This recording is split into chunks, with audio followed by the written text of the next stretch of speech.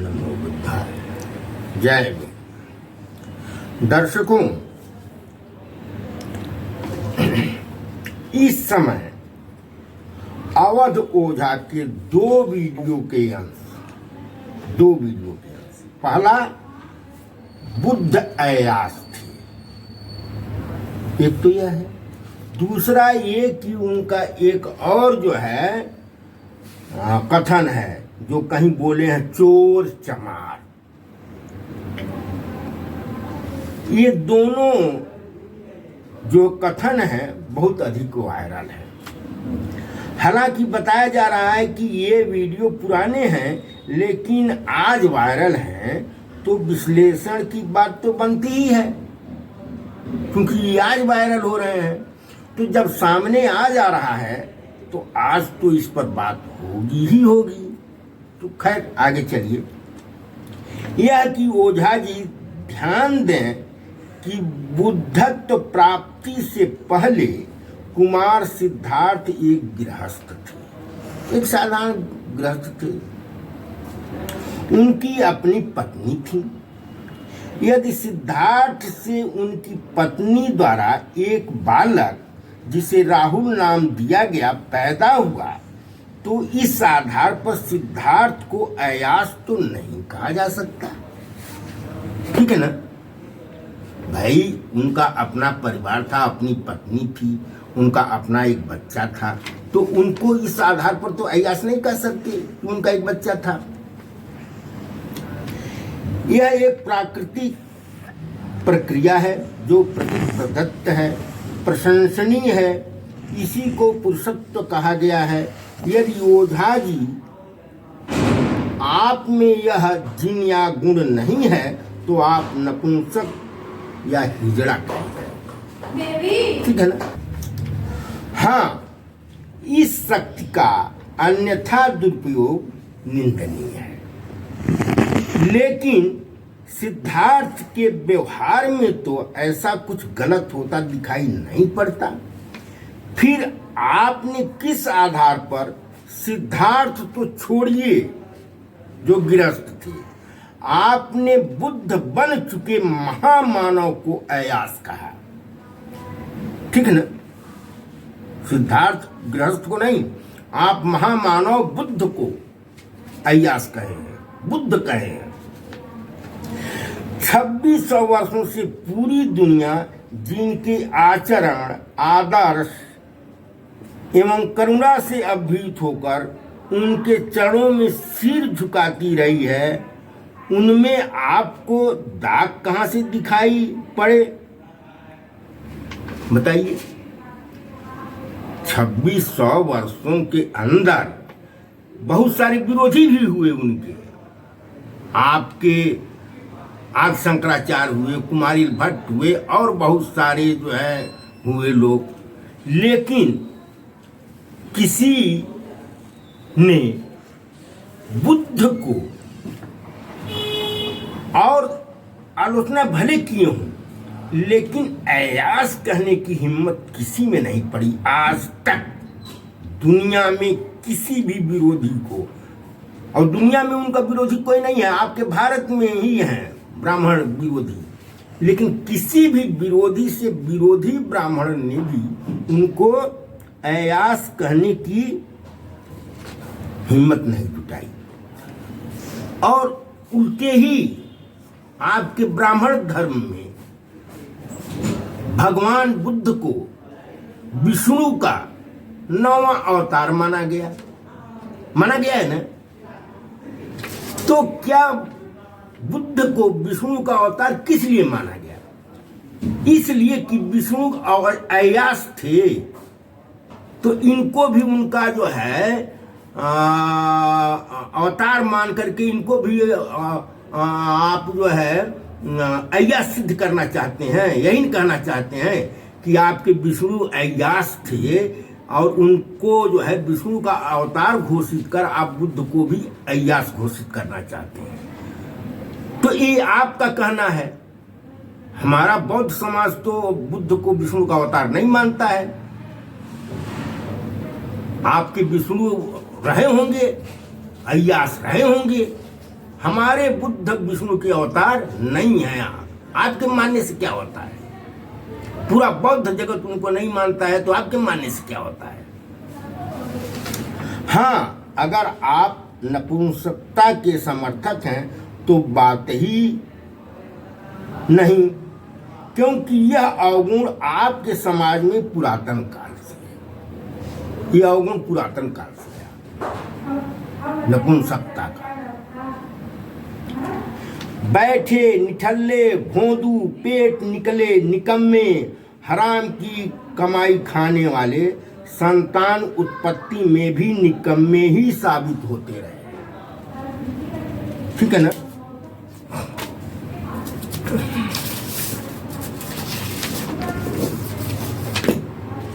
अब देखिए ना, पूरी की पूरी जाति ही नहीं बल्कि जातियों के एक समूह ब्राह्मण वर्ण की संख्या अछूत जात की कमेरी यानी मेहनत करने वाली जात चमार से भी कम है।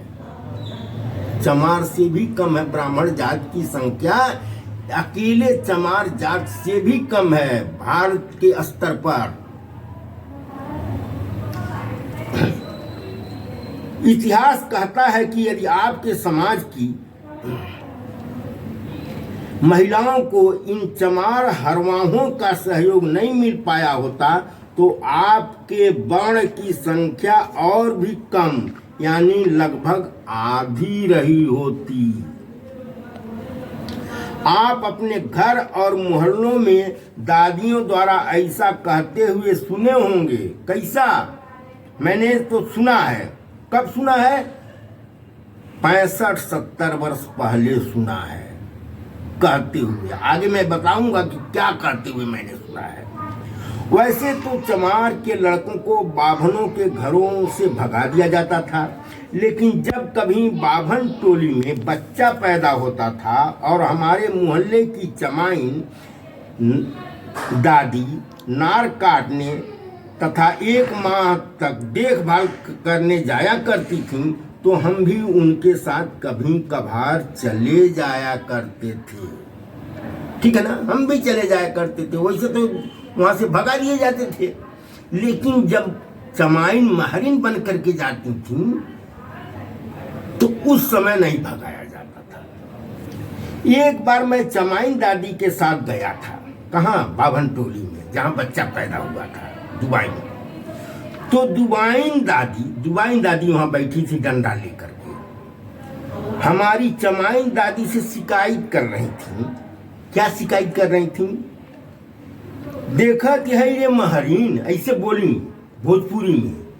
देखत है रे महरीन, हमारे बाबू के सकलिया पर भगेलुआ हरवाहवा के छाया पड़ गई बा।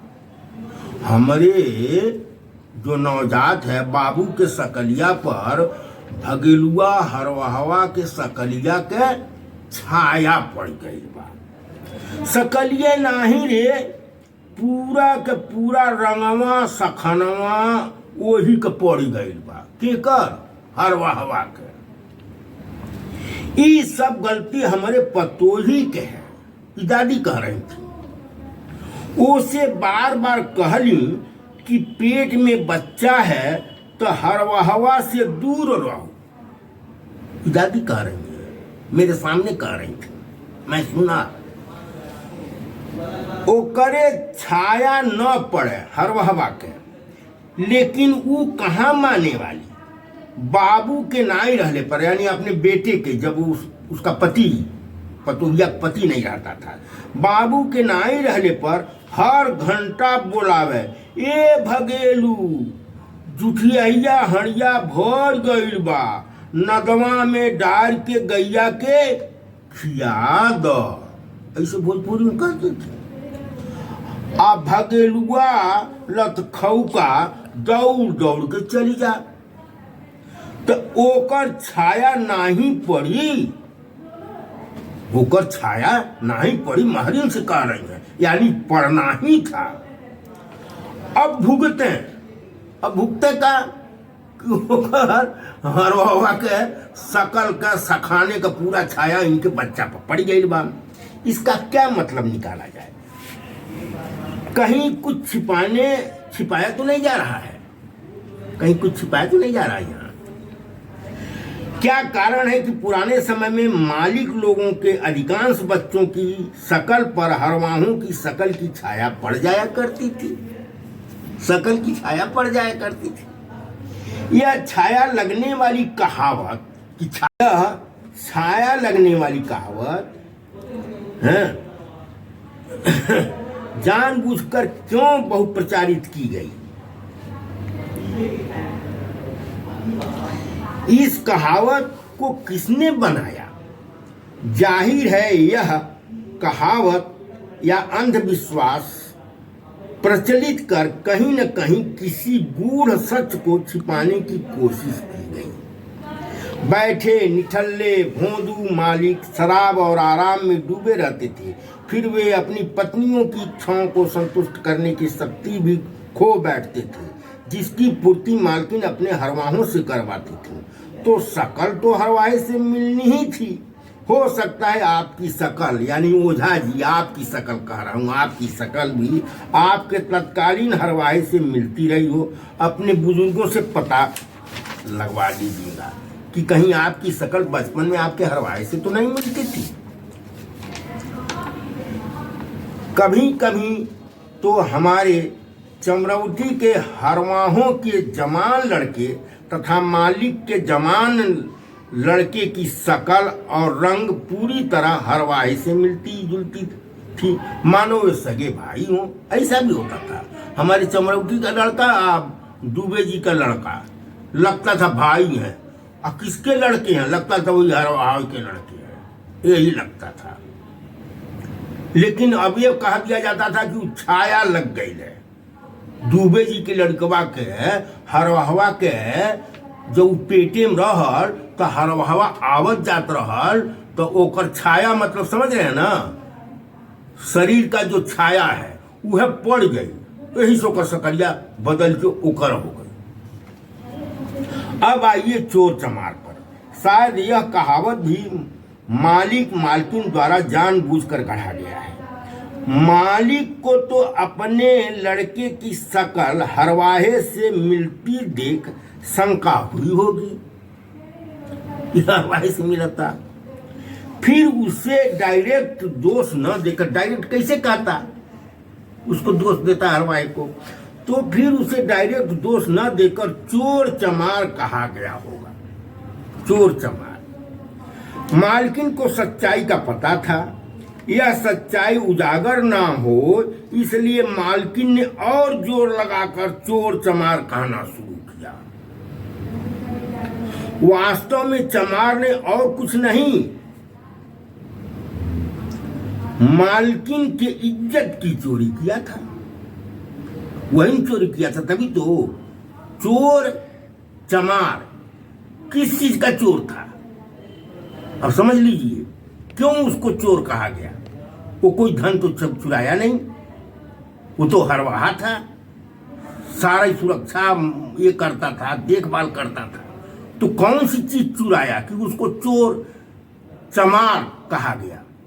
जाहिर है कुछ चुराया था, और वो क्या चुराया था वो मालकिन जानती है, मालिक भी जानता है। इसीलिए ये कहावत शुरू हुई चोर चमार, यानी इज्जत का चोर।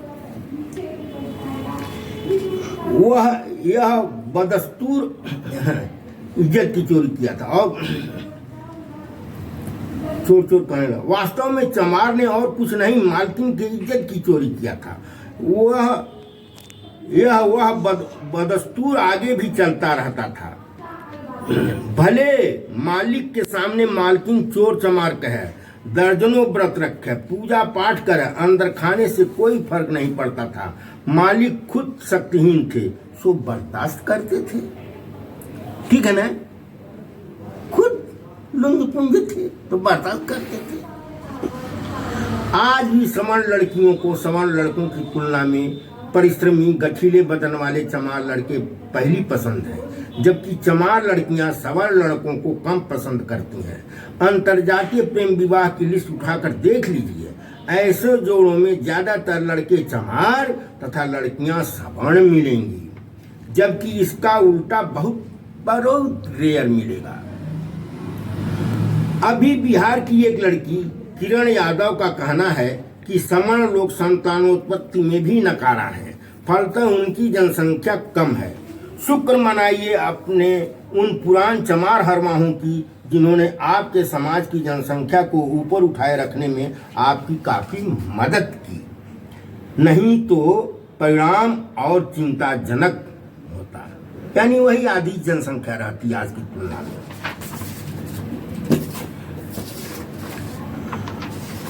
अभी तो देखा जा रहा है आपके हिंदुवादी लोग कह रहे हैं कि हिंदू यानी सवर्ण कम से कम 4 बच्चे अवश्य पैदा करें। अरे भाई, बच्चे पैदा करने के लिए भी तो शक्ति चाहिए। इधर तो चमार समाज में बर्थ कंट्रोल का अभियान चलाया जा रहा है, नहीं तो दर्जन पार करने में देर नहीं लगेगी। समझ रहे हैं ना?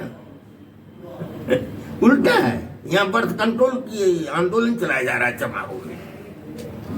खैर, आगे चलते हैं। अभी हिमाचल की एक जोशी ब्राह्मण लड़की ने चमार युवक से शादी किया, उसके 2 बच्चे हैं। उसका कहना है कि वह अपनी उन सहेलियों से जो अपने सवर्ण घरानों में ब्याही हैं उनसे ज्यादा सुखी और सम्मानित है, वह भी बिना दहेज के। लेकिन सवर्ण सहेलियां दहेज लेकर गईं फिर भी प्रताड़ित हैं और कहीं कहीं दहेज की हत्याएं भी हो जा रही हैं। तो ओझा जी, इस पर भी ध्यान दीजिए, इसको भी पढ़ाइए। केवल जो है बुद्ध अय्यास थे और चोर चमार कहने से ही आपको छुटकारा नहीं मिलेगा। ये आप अपने ही कमी निकाल रहे हैं। चोर चमार आपने कहा चोर चमार, और हमने उसकी पूरी व्याख्या कर दी कि चमार को चोर क्यों कहा गया, उसने कौन सी चोरी किया था। आपने इसको कहा, अगर आप नहीं कहे होते तो आपका ये भेद नहीं खुलता कि वो चमार क्या चोरी किया, आपके समाज का क्या चोरी किया है। वो तो रखवाली करता था। चोरी किया बच्चा, समझ लो, तुम्हारे सम्मान की चोरी कर लिया है, इसीलिए तुम चमार से जल रहे हो। ठीक है ना?